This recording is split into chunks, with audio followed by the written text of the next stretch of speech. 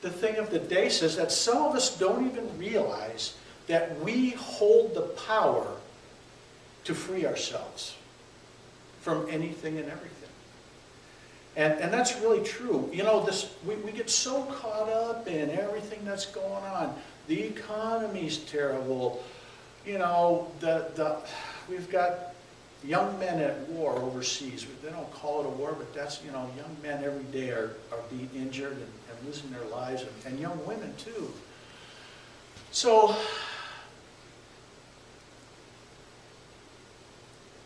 they say they're fighting for our freedom. But is that really what they're fighting for? You know, sometimes that's all political, and that's what, you know, the politicians want us to believe. But I think at the root of the matter, if we really want to be free, we want to release all those attachments that we have with this world here. I read a story, a short story, and it went like this. There was a Sufi, and he's at home, and he's in bed sleeping. And a man breaks into his house and is going to rob him. But the robber finds nothing to take. I mean, there's nothing there. Just this Sufi, and he's on his little mat. And of course, he's not sleeping anymore, you know, because this guy's in his house. And so the guy's looking around, and he gets this really sad look on his face, like, you know, I thought I would get something out of here. Well, this Sufi releases his blanket and gives it to the criminal, to the thief, just so he won't walk away empty-handed. So the thief takes the blanket and he leaves. Now, that's a really freeing thing, to give up the only thing you have besides the mat he was laying on. So freedom comes to us in all sorts of ways, and we're trying to free ourselves from all kinds of things. And so if we make the choice to meditate, then in that meditation there's a state where we can really free ourselves. And we can really experience a freedom. And I firmly believe that is the freest place that anyone can be, is in your mind.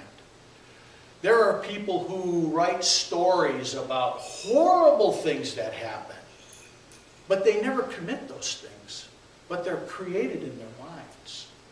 There are people who write beautiful love stories who maybe never experience love, but they experience it in their mind. So our mind is a place where we're totally free.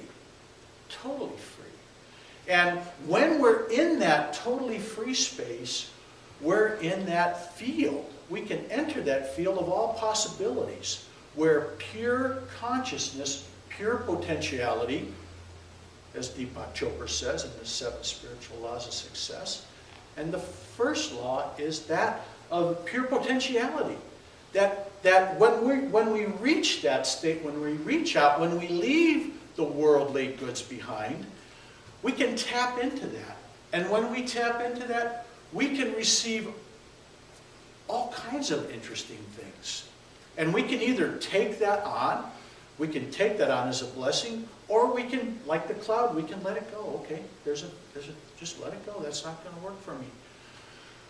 But by putting ourselves into that space where all the creative energy, where all the ideas are, you know, how many times have I said, oh, that was my idea.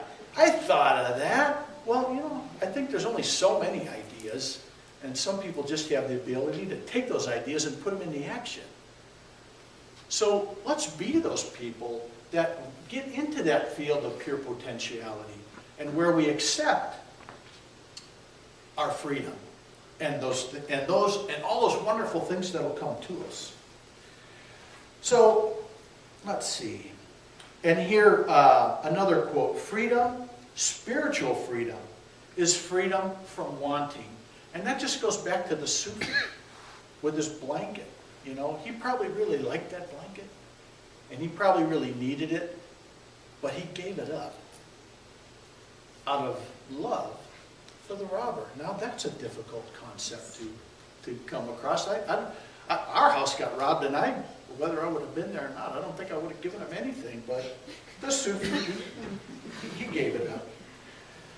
So let's see what else we've got here. Oh, okay. Here's one from the Bible, and it says, "Do not conform to the patterns of this world, but be transformed by renewing your mind."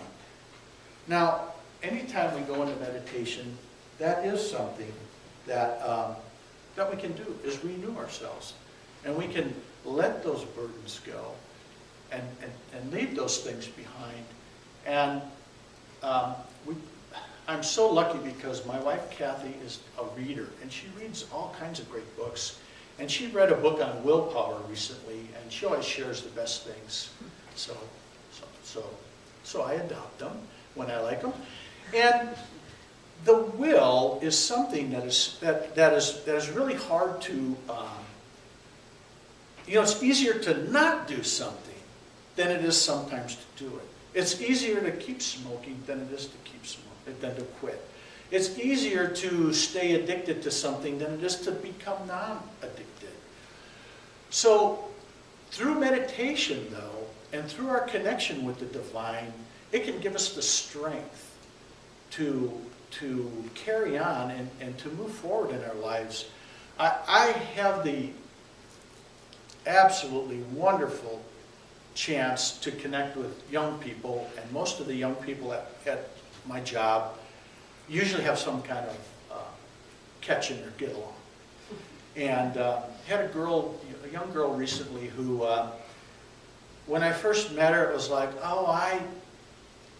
what came back to me was, I don't like working with Jeff because he just talks down to me and makes me feel like I'm nothing. And of course she was very attendance challenged, and she didn't hardly ever come, if she ever came. And one conversation I had with her one day, she said, she says, if I don't come to school, is it true that I'll get arrested and go to jail? And I said, well, that is an option. That is something that can happen. And she's like, oh, okay. Well, shortly after that, she kind of disappeared and didn't show up for quite a while. And so, who knows where she was, what she was doing. Tried calling the house, and just, nobody there. So, eventually, what she was looking for manifested. She was arrested.